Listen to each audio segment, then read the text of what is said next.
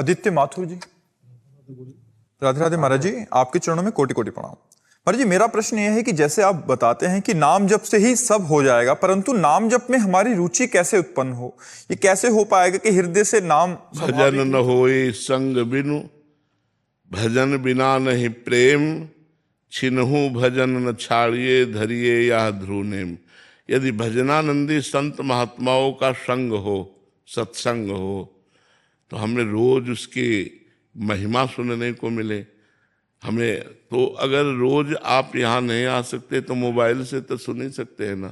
तो हमारे अंदर रुचि पैदा होगी, जो हम सुनते हैं वही मनन होता है। जो हमारी महत्व बुद्धि नाम में हो जाए, जैसे हम रास्ते में जा रहे हैं और 5 रुपया पड़ा है, केवल 5 रुपया, हमारी महत्व बुद्धि तो पैर रुक जाएंगे कि नहीं रुक जाए, मन रुक जाएगा कि नहीं रुक जाएगा। अच्छा, आप लांग के चले जाओ तो मन बार बार चिंतन करेगा कि नहीं करेगा, 5 रुपये का करेगा। और कहीं 500 का पड़ा है तो झुक के उठाने की इच्छा आ जाएगी। तो रुपये में महत्व बुद्धि है तो देखो हमारा मन उसमें लग गया। अगर हमारी मन की वृत्ति धन रूप मानकर भगवान के नाम में लग जाए कि परम धन राधा नाम आधार, भगवान के नाम के बड़ा बल कोई नहीं, भगवान के नाम से बड़ा कोई ज्ञान नहीं, भगवान के नाम से बड़ी कोई संपत्ति नहीं, भगवान के नाम से बढ़कर कोई साधना नहीं, भगवान के नाम से बढ़कर कोई पुण्य नहीं, भगवान के नाम से बढ़कर के कुछ नहीं। भगवान भी दूसरे नंबर पर है, पहले भगवान का नाम है।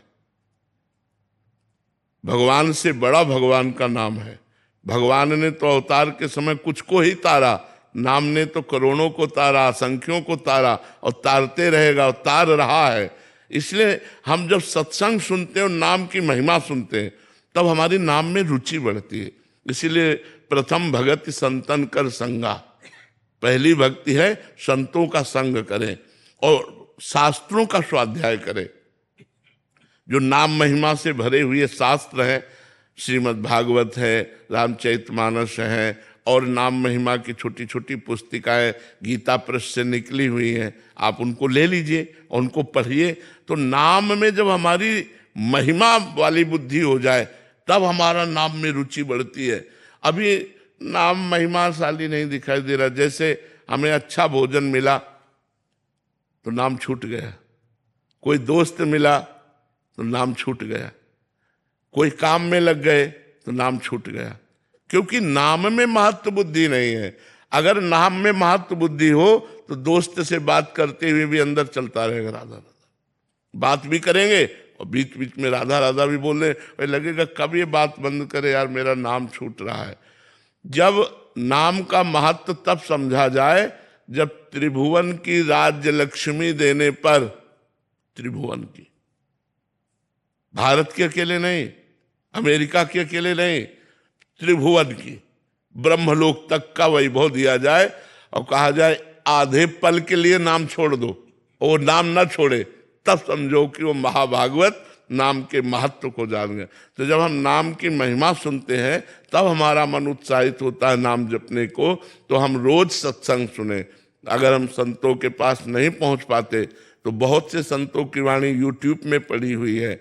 जिन संतों से आपका मन मिलता है, ऐसा लगता है कि इनकी वाणी से हमारा कल्याण होगा, वो सुनना चाहिए। वो वाणी में नहीं सुननी चाहिए जिसमें भगवान की महिमा को काटा गया, भगवान के नाम को काटा गया, भगवान की लीला चरित्रों की महिमा को नीचा दिखाया गया। ऐसे भी हैं। तत्व एक है, इसको कोई नकार नहीं सकता। वेद कहता है एको ब्रह्म द्वितीयो नास्ति, दूसरा नहीं है, एक है।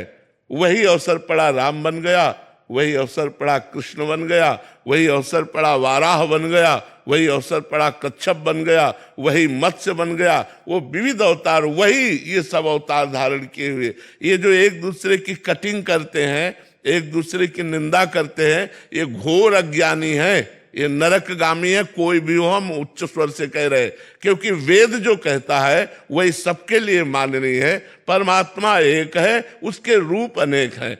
अगर अपने ही परमात्मा की तुम मान्यता करके परमात्मा के दूसरे रूप की निंदा करते हो तो तुम नरकगामी होगे।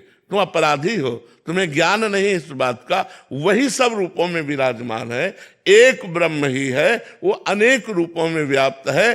अनेक को एक में, एक को अनेक में जिसने देख लिया वही सच्चा ज्ञानी है। यो माम पश्यति सर्वत्र सर्वम च मयि पश्यति तस्याहम न प्रणश्यामि सच में न प्रणश्यति। जो सर्वत्र मुझको देखता है और मुझ में सबको देखता है, मैं कभी उससे विलग नहीं रहता, भगवान ने कहा। तो ये जब तक सच्चा शास्त्रों का ज्ञान नहीं होता तो एक दूसरे की निंदा करते रहते हैं। तो हमको ये भी देखना है कि हमें सच्चे महात्माओं के प्रवचन सुनने हैं। सच्चे महात्माओं का लक्षण, जिनको धन की चाह नहीं है, जिनको मान की चाह नहीं है, जिनको स्त्री का आकर्षण नहीं है, जो एकमात्र भगवान में स्थित है, उनकी वाणी सुननी चाहिए। जो धन के लिए, मान के लिए, भोगों के लिए, तो वो तो जागतिक ही है, केवल भगवान की आड़ में अपनी वासनाओं का पोषण कर रहा है। वो किसी भी वेश में हो, कोई भी हो, इससे कोई मतलब नहीं। जिसका शुद्ध भाव केवल भगवान की चर्चा करना और उसी चर्चा में आनंदित हो जाना। मम गुण गावत पुलक शरीरा गदगद कंठ नैन बहनीरा। भगवान के पावन चरित्रों का गायन करते करते रोना आ गया, कंठ भर गया, आवाज नहीं निकल रही। यही है महापुरुषों का लक्षण, यही भगवान के निज जनों का लक्षण। तो भगवान के प्यारे संतों की वाणी सुनने से भगवान के नाम में हमारी रुचि होने लगती है। और जबरदस्ती जपना चाहिए। जैसे हमें दवा दी गई तो चाहे जितनी कड़वी हो, लेकिन हम रोग निवारण के लिए खाते हैं। तो भव रोग की अचूक औषधि नाम है। जासु नाम भव भेषज हरन घोर त्रयशूल।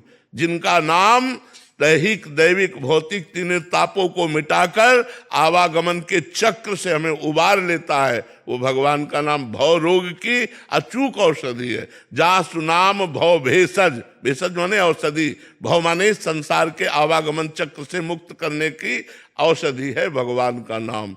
खूब नाम जप करो, बार बार सत्संग सुनो, तो हमारी नाम में रुचि हो जाएगी।